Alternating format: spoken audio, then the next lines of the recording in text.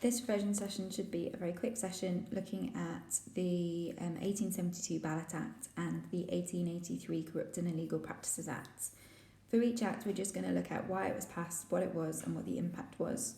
So to start with the 1872 Ballot Act, why was this act actually passed? Well, a lot is, to answer this question, we need to really think about William Gladstone, because he really had a lot to do with it.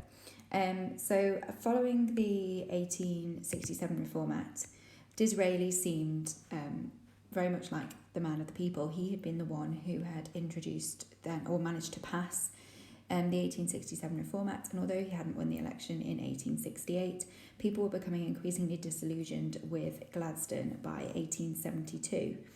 And so he really wanted to try and increase his popularity and to seem like he represented the people of the middle class and working class who made up the majority of voters. So he decided to pass the 1872 Ballot Act. This was very popular amongst working class and middle class people. The secret ballot had been one of the demands of the Chartists. It had been one of their 6 points. And it was also, in many ways, a very kind of middle-class measure. It was supported very much by middle-class people because it was seen as a way of reducing corruption. So this was very much an act that was passed to sort of suit those two groups of people. In contrast, many members of the aristocracy actually disagreed with the secret ballot. Even people like Lord Russell, who had been one of the main proponents for reform in the years after the 1832 Reform Act. And Russell had supported Gladstone's desire to introduce a reform bill in 1866. But Russell strongly believed that a secret ballot was not necessary, and he and other aristocratic people thought that an open declaration of support for a candidate or party was like an honourable and strong-minded thing to do. And there was this idea amongst the aristocracy that secret voting was somehow cowardly. But this point of view was not held by middle and working class people. So the fact that Gladstone introduced this Ballot Act shows how far the influence of non-landed voters had increased by 1872. So what actually was the Act then? So this is very, very simple. The Act simply involved the introduction of secret ballots. So previously, if you were going to vote, you would go to the centre of your constituency. So it might be, if you lived in a county, it might be the largest town. If you lived in a city, it might be the city centre. And there you would queue up and you would declare support for a particular candidate. There would have been a lot of shouting going on at the time. There would have been a lot of drinking. Some people would have been trying to kind of bribe the last few voters that they hadn't managed to get to yet. It was very rowdy and it could end up being quite violent. It was something to entertain people as well, so even if you didn't have the vote, you might go along and watch. It didn't all happen in one day, it was usually over the course of about 3 days. So it could cause a bit of unrest in towns, the election day, but the Ballot Act was very different, or made voting very different, because you would go to the polling station, so the same place, the centre of your constituency, and you would be given privacy to vote, which changed elections quite a lot. So what was the impact of this then? So one of the main impacts of the 1872 Ballot Act is, as I mentioned before, that elections became far less rowdy. So this is a painting by Hogarth. Hogarth obviously was that 18th century painter and social commentator who often sort of poked fun and created political satire about the corrupt practices used by politicians to run elections. And one of the things that the 1872 Ballot Act does is it gets rid of this kind of rowdy nature of elections. You can see people piling in to vote. It looks quite chaotic. And that kind of went away. So elections became much more sober and more private. And in many ways that suited the kind of increasingly middle class culture of Britain. Particularly in cities where many people were nonconformist, many people were temperate, so choose not to drink. The new types of elections were seen as very much more respectable. A more political impact was the impact that was had in Ireland. So in Ireland, most people were agricultural tenants, and there had been this long-standing tradition of tenants being forced to vote according to what their landlords wanted. And landlords in Ireland were very often Protestants, whereas tenants were almost always Catholics. So what changed in Ireland is it gave agricultural tenants the opportunity to vote for a Catholic candidate or a candidate that supported Home Rule for Ireland. And so the passing of the 1872 Ballot Act meant that there was more hope for Catholic politicians and politicians that were more keen to be more divided from Britain. And so in 1874, just 2 years later, the Irish Parliamentary Party was formed, and that reflects the fact that there was this new kind of hope that more Catholics could be elected, and indeed they did become more likely to be elected, and the Home Rule movement in Ireland grew in strength. The other impact of the 1872 Ballot Act was kind of a limit in a way, because actually elections became more rather than less expensive. It's not because the 1872 Ballot Act directly led to more expensive elections, but that had been a trend already, as there were new voters that joined the franchise in 1867. Parties had started to spend more money because they were trying to win over more voters.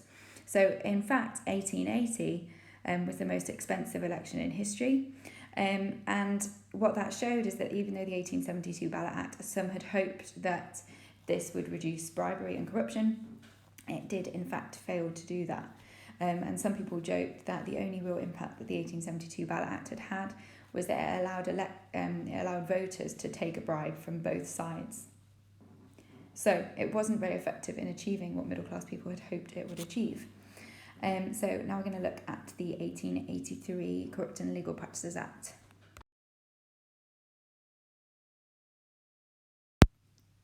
As I mentioned, the 1872 Act did not get rid of corruption in British elections, and in fact the 1880 election was the most expensive ever.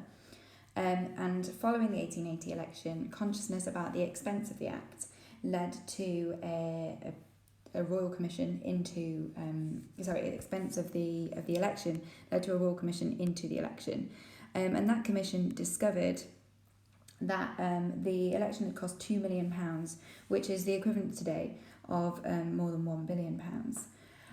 So there was clearly a problem, and both political parties, both the Liberal Party, which was led by Gladstone, and the Conservative Party, which at the time was led by Salisbury, both agreed that things had got too expensive and that the cost of elections needed to be reduced. And there was also a real sense, particularly from Gladstone, that the corrupt nature of the elections did not suit British culture and like the British image. Middle class kind of values like respectability had become increasingly influential in popular culture. I mentioned a couple of videos ago about Samuel Smiles' book Self-Help, which argued that people should be sober and self-reliant, and this kind of idea had the influence of that idea had grown in its influence over British culture, and so Gladstone was really keen to make the system of elections more in line with middle class values and working class values, which, and bear in mind at the time, middle and working class voters made up the majority of the electorate. The Liberals also wanted fewer men of leisure in the House of Commons. So men of leisure referred to men who didn't actually work but just owned large proportions of land and therefore survived by collecting rent. And Gladstone and the Liberal Party believed that these men were more likely to be lazy, and they wanted a professionalisation of politics. Values of professionalism were again growing in significance in the 1880s as a result of middle class, kind of the importance that middle class people gave to professionalism. So this all sort of combined to suit Gladstone's sort of political intentions. But it also suited the Conservative Party, who wanted to spend less on elections. So this became a cross-party effort. as it suited both leaders, and it also suited the kind of increasing desire to suit middle class and working class people, and it shows how much of an impact that 1867 had, because the government were clearly responding to their wishes, not just the wishes of the aristocracy.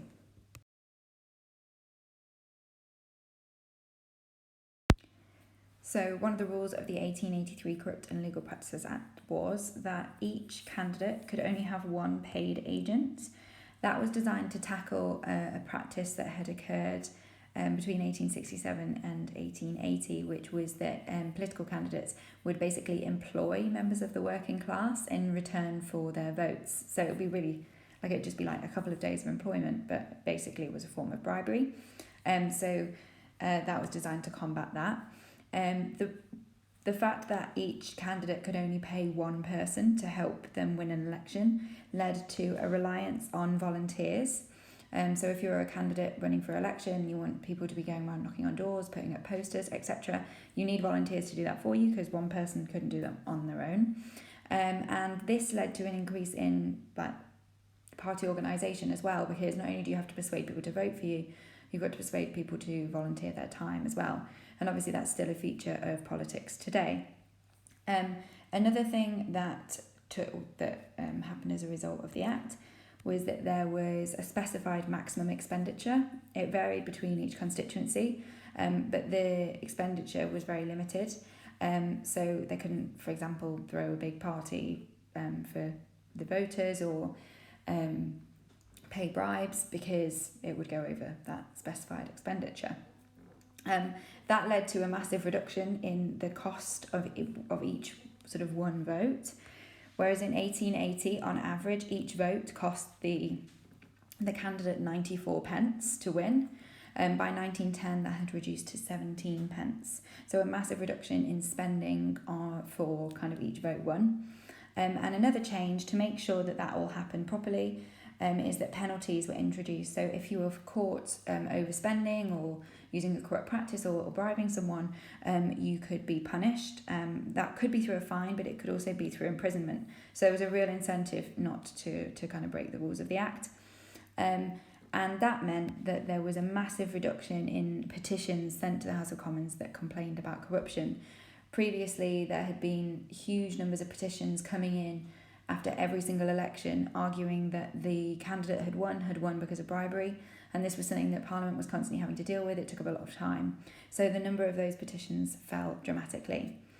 And if you take the impact of the 1883 Act and the 1872 Act together, this combined to mean that the aristocracy, or wealthy individuals, even if they weren't part of the aristocracy, the impact that they could have on elections became purely one of, if there was an impact, it was going to be purely an impact based on deference. So it's not to say that people just automatically stopped voting for the local aristocrat's preferred candidate or their employer's preferred candidate. That didn't stop straight away, but there was no longer any obligation or way of forcing that to happen. So people became far more independent in their voting. And that meant that political parties had to do much more work to win people over. Because before there was less work that needed to be done, because you could use, it was expensive, but you could use bribes, you could use threats, but that stops working once the combination of the 1872 and 1883 Act means that the makeup in Parliament is a much more accurate reflection of what the electorate wanted. So in the next video, we'll look at the 1884 and 1885 Reform Acts.